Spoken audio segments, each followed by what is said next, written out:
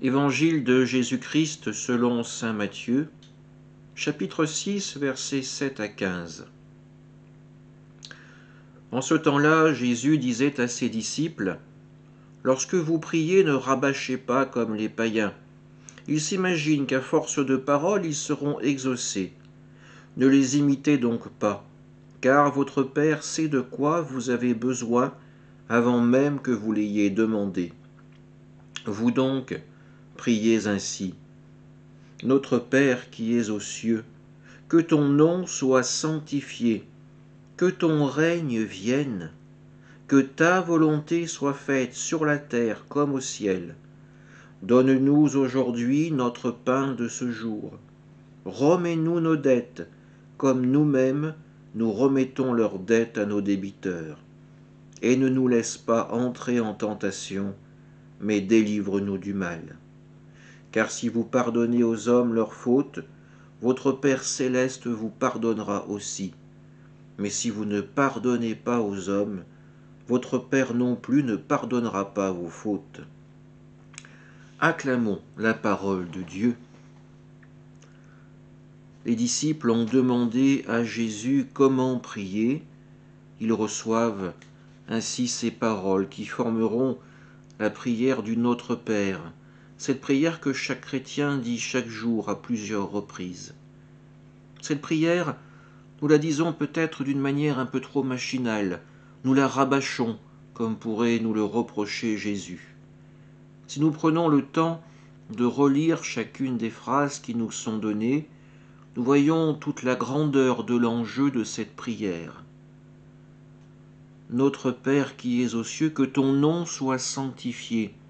Reconnaissons la sainteté absolue de Dieu. Que ton règne vienne. Voulons-nous vraiment que le règne de Dieu advienne sur cette terre, que sa volonté d'amour soit faite, sa volonté de miséricorde. Nous acceptons-nous qu'il nous donne le pain de chaque jour? Acceptons-nous de recevoir quelque chose de la part de Dieu, de la part des autres, ou voulons-nous toujours être en position de force, être celui qui donne et qui jamais ne reçoit?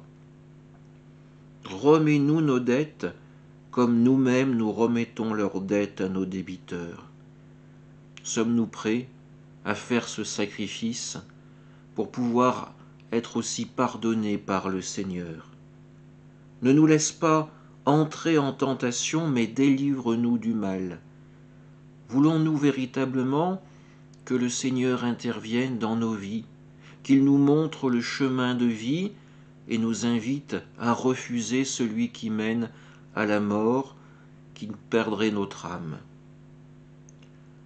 Si vous pardonnez aux hommes leurs fautes, votre Père céleste vous pardonnera aussi. Mais si vous ne pardonnez pas aux hommes, votre Père non plus ne pardonnera pas vos fautes. C'est peut-être la plus grande difficulté de notre religion, accepter de pardonner, entrer dans ce cheminement du pardon pour effacer cette rancune, cette colère, parfois même cette haine de nos cœurs. Dieu nous demande quelque chose de formidable, mais il nous donne aussi la force de le réaliser.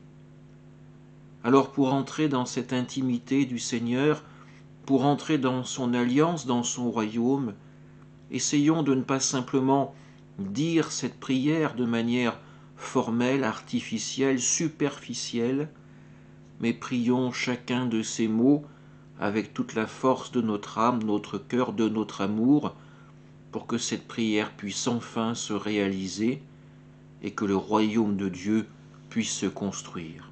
Amen.